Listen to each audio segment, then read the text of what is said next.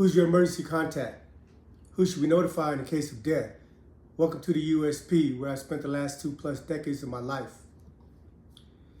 I've had somebody on the comment ask me about how I can talk about, dudes that are locked up, but they're stressing about their girl out here. And, the reality of it is you don't know what they're going to do out here while you're incarcerated. To each of those people, it's on a personal relationship, personal level. And I'm going to tell you, it takes a special kind of girl to sit there and wait for you for decades, even 5 years, hell, even 2 years. Some people, they have a longer relationship in there, are able to hold on to their girl a little longer because they got kids and stuff with them. But, without some type of bond, without that true love type of relationship, you're going to have to expect that these girls are going to go on with their lives. And I've been there and I've seen dudes stress on the phone, calling the girl every day, always checking up on them. You have expectations. Everybody wants to have a girl that's going to hold them down and be there for them throughout their incarceration. But the reality of it is hard. It's hard on these people out here on the streets. It's hard just in general to be without you. And that's the one thing that a lot of people don't take into the equation when they're running around in the streets, is that you're going to be taken away from all this. And you're going to be put in a box. And if you're fortunate, you get 10 years. Fortunate, you get 10 years. When I received my 20-year bid, my 26-year bid, at the time, it felt like a life sentence. But it's not. I was fortunate. I consider myself lucky that I had an out date, because I have a lot of friends in there that I got to know that don't have an out date. They're still sitting there in the box. They're going to sit there waiting to die inside those boxes. And they don't have any illusion about their girl waiting for them, or even their kids. Because when you grow up without your parents, that your dad or your mom's in a penitentiary, it gets to a point where it's out of sight, out of mind. But some people in there, they have a hard time dealing with that, and it leads them to do unspeakable things. On this episode that I'm about to share with you is a dude named Mantra from Texas Syndicate. He was in my block. I met him when we got to Florence. And, I don't know anything about the relationship that he has with his girl or anything like that. But every day when I'm out at rec, he's in the paint shop. He's paying somebody to paint a portrait of her. He's paying somebody to paint some other type of painting for her. Whatever dudes are making on the compound, as far as crocheting dolls and making beads and cards and stuff, he's always buying them and stuff and sending them home to his girl. And for us, for me, when I do those things, I purchase a lot of stuffed animals. I made paintings and drawings and cards for my wife out here. It's just a way for me to just show my girl that I'm always thinking about her, that I'm here. But also it's a way to help keep the relationship healthy, because when you're incarcerated, the relationship is one-sided, because you're dependent on the woman out here to hold you down, to send you money, to send you books, to pick up your phone calls. But in return, there's not much that you can do other than listen to her when you're on the phone. Ask her about her day as you're going through, as she's going through her hard times. But you always hear about a lot of dudes that used to tell me stories about this good girl that they had, or this down-ass chick that they had. But I emphasize the word had because they no longer have those girls in their lives because they never appreciated all the things that these girls out here was doing for them. But in keeping it real too, for us, for a lot of these dudes in there, having someone to write is a way to occupy their times. And keeping it real, some of it is a hustle because they know they got a long time to do, so they need to have access to resources out here in the streets. And they get into, however they get somebody to write them, and they get into, a form of manipulation or whatever, just so they can get access to resources. But to each his own. I'm not here to judge how people do their time or the personal relationship that people have out here in the streets. The point of my conversation out here is that, you sign up for this life. So there's certain things that you have to expect. You can't expect people to hold their lives, put their lives on pause, waiting for you. It's unrealistic and it's selfish. When me and my wife first started talking, I met her in 2005. And for the first 4 years, she never allowed me to call her. She had her own relationship and her own life out here. And through the course of correspondence, for me, it was just, I enjoyed receiving letters from her and I enjoyed writing her in return. It was therapeutic for me. And I never wanted to have her commit herself to me because I understand that it's not going to be easy for her. All them days and lonely nights that I can't be there. And there's no way for me to compensate for that. So for me, I was just grateful that she was my friend. But through the course of our correspondence, we fell in love. At a point in time around 2009, she decided to give up everything and wait for me. And when we had that conversation, I told her, are you sure? Because this is not going to be just rainbows and butterflies. There's going to be a lot more hard times than there are those good times. But she made up her mind and she wanted to stay with me. But of course, I expected, after a couple months, she didn't answer my call anymore. And I'm not delusional. I had already warned her, and when that happened, it was something I expected. Because, in your mind, when you're feeling those butterflies in your stomach and stuff and all the good feelings, it's easy to say that I can do this. But when it comes to reality, after so many years and stuff, going through being alone out here, I've never been in that situation, being out here waiting for somebody in prison. So even though I try to put myself in their place and understand, the loneliness, the missing you, the wanting you home, and just really putting your life and altering your life to wait for somebody in prison. Again, I've never been on this side of it, but I can put myself in their place and can understand that it wasn't easy. So after a couple months, my wife stopped accepting my call.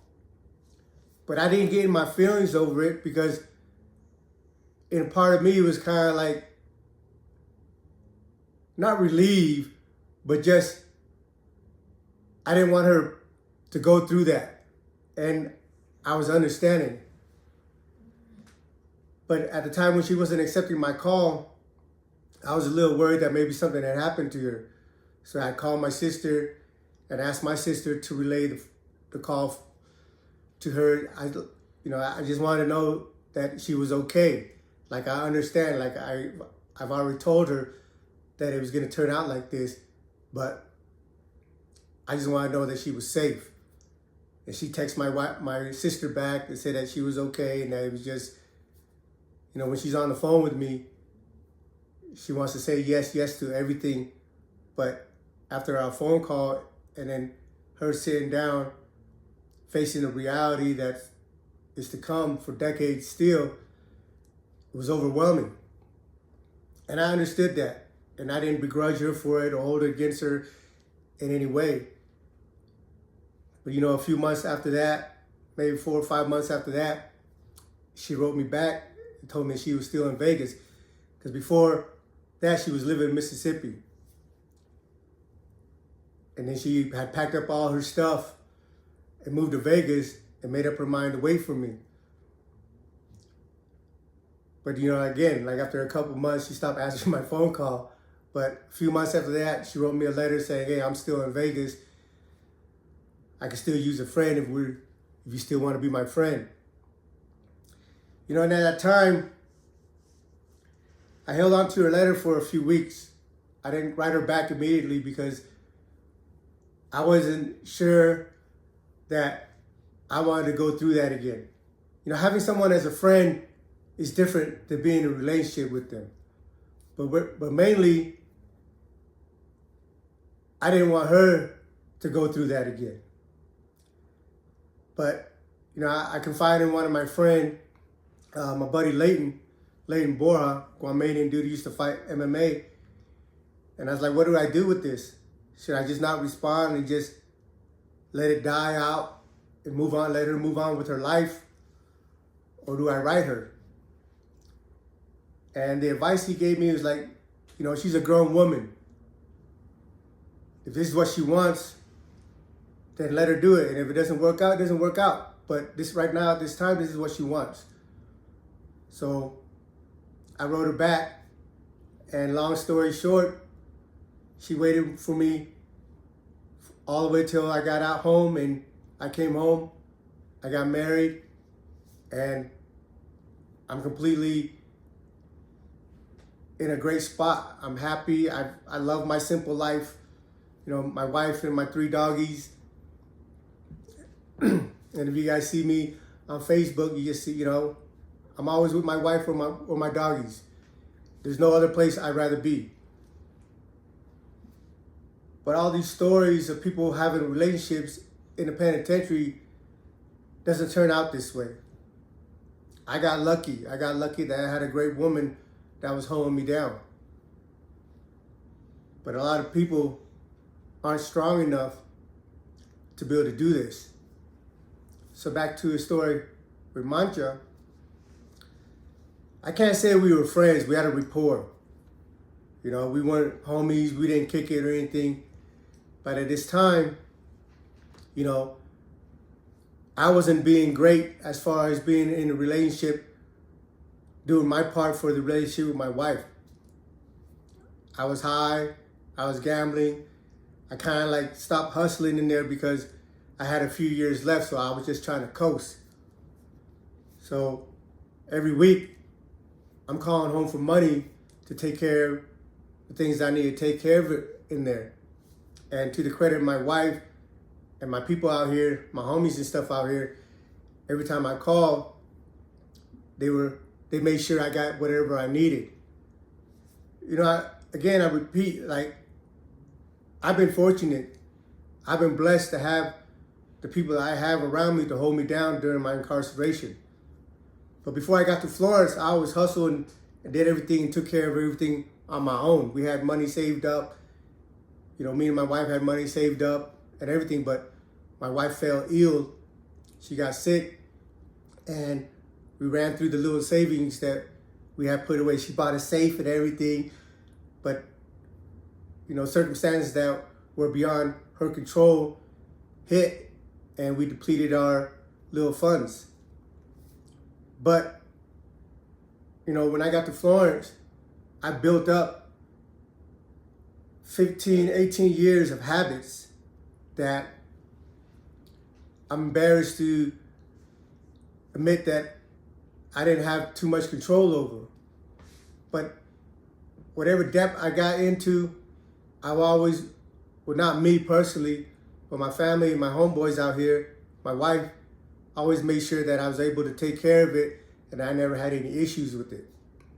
And I never did. You know, I always took care of all my obligation, even though I'm sitting in there, you know, smacking myself in the head for being a fucking dumbass. At the end of the day, I was able to take care of all my stuff and didn't have any issues over it.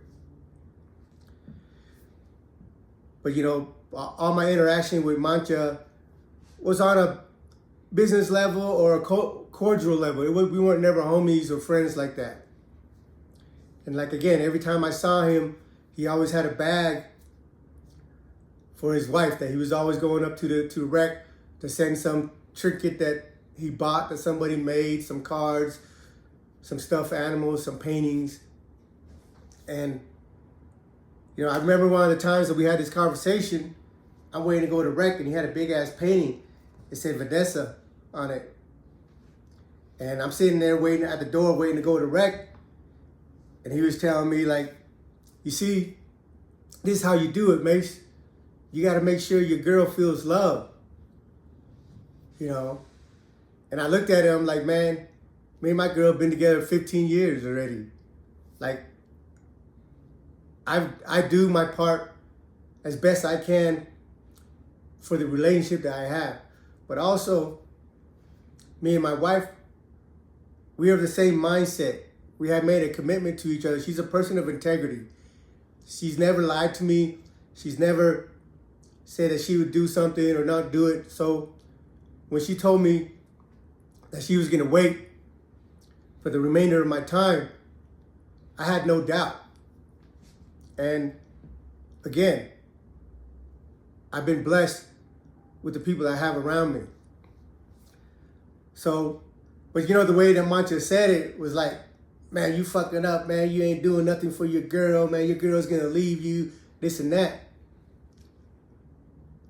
And for me, it's just like, you know, he just got into this relationship. I don't know how long he's been writing this girl.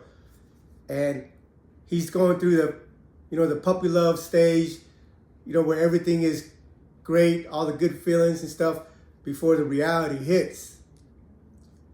But I told him, like, listen, man, I know what I'm doing.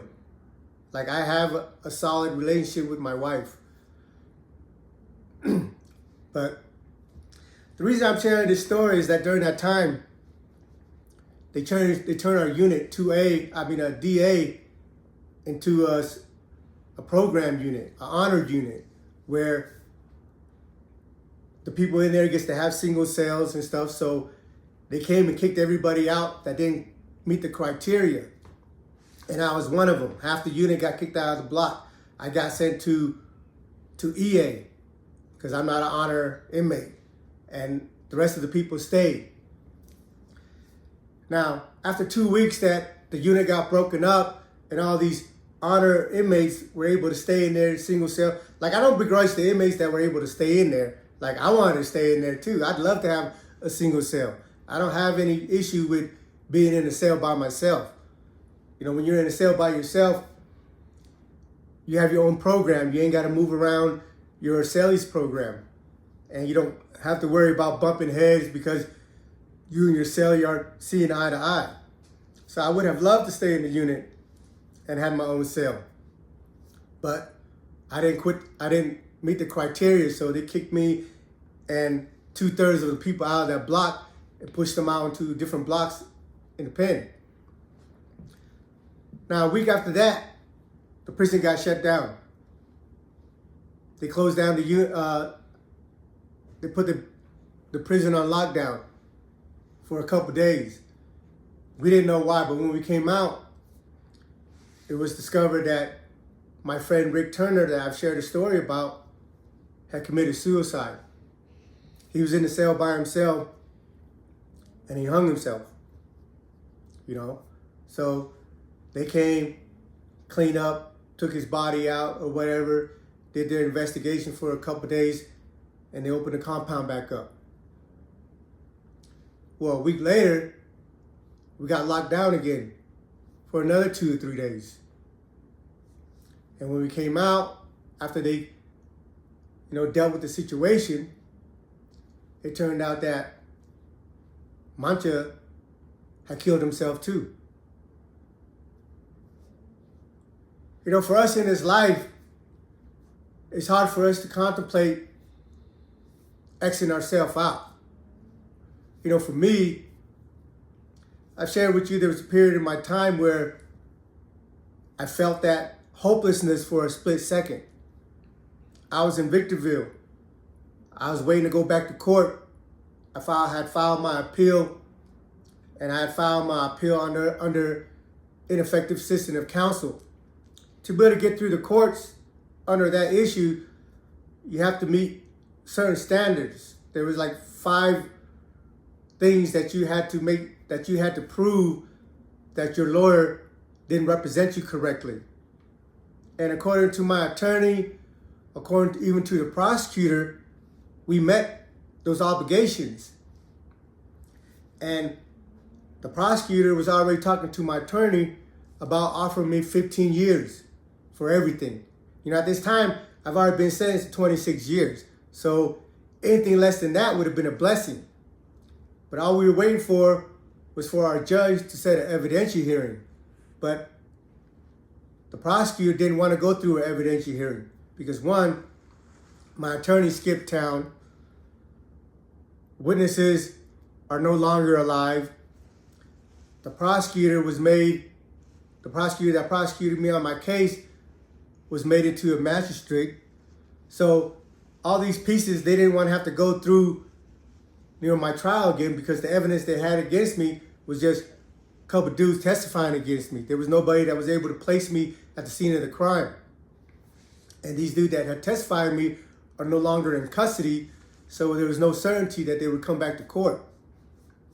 But anyway, at the time that I was waiting for it, I got a letter, responding to my motion, and I just skimmed through the bottom of it, and at the bottom, it said in bold letters, denied. This was around late 2004, early 2005 when I was in USP Victorville. And when I was holding that letter in my hand, for the first time up to this point, the realization that I'm going to be stuck for this 2+ decades hit me. And I'm still a young kid. So I'm like, man, how the fuck am I going to be in here for 26 years? How am I going to be able to survive this? And the thought was, man, it's so easy. It's so much simpler just to end it. But when that thought hit me, I got mad. I got anger. I got angry. And, a lot of hate started forming in my heart. The hate and the anger was for the system. Like, I'm not going to let this system break me. Yeah, you're going to sit me down for the next 26 years, but I'm going to make sure that I see it through to get back home. Not because I want to go back home and hope that I can be free and live my life, but to get back home out of spite, to show them that you didn't break me. And I held on to that. I held on to that anger, that hatred, and those emotions shielded me, empowered me to where I was able to go through and deal with the things that I had to deal with while I was incarcerated until I came home. So, going back to Mancha, it came back that the reason that he ended his life was because his girl left him. And again, for us that lived this life, for us gangsters, I don't think the word is embarrassing, but it's disappointing to have a girl on the street really affect you to the point where you're going to do that to yourself. And by all count, from all the interactions that I had with this dude Mancha, it was positive. There's nothing bad about the dude. Me and him was always on competitive softball team. He was on a softball team that picked all the best players or whatever. Him and Uncle Rick went and, bought out players and stuff to play their teams. And before I got there, they always had the best team in Florence, until I got there. They tried to recruit me when I first got there, but I told them, I didn't come to join. I came to conquer. Because I don't like to be on a stacked team. I like to be competitive, and I like to really just overthrow the regime. That's always been my mentality. And in the block, we had interaction. He shot dice with us, with me. And I didn't have anything against dude. Again, we weren't friends, we weren't close or anything like that. But I share you the stories that, a lot of dudes in there, they stress over the things that's happening out here in the streets. And if you're doing that, you're going to have a long bid. The reason I don't stress over the things out here on the streets, no matter what's going on, no matter how frustrating it is because I know there's absolutely nothing that I can do. When my wife is sick, I can't do anything for her. I can't take her to the hospital. I can't take care of her at home. So the only thing that I'm able to do is to call home, write her letters. And for the most part, I like to feel that I was able to do that. But some people, they can't let the streets go. They're always on the phone wondering where their wife is at. We get locked down. After 9:30, we can't call home no more. After 9 o'clock, we can't call home no more. And you see them first thing in the morning when the door busts. They're up over there running on the phone, pick it up. Where was you at last night? What did you do last night?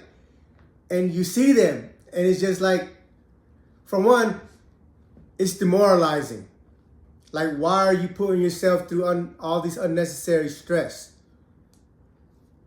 And two, it's just, we have a sense of pride that we don't let, girls or whatever put you through these changes. And then they're trying to present themselves as this gangster, but at the whole time, they're just simping. But I'm not taking away anything from them, that they're any less of a person or anything like that. I'm just speaking on the perspective that we have. We have this time to do. So we need to buckle down and deal with it. Whatever comes our way, we have to find a way to deal with it and not,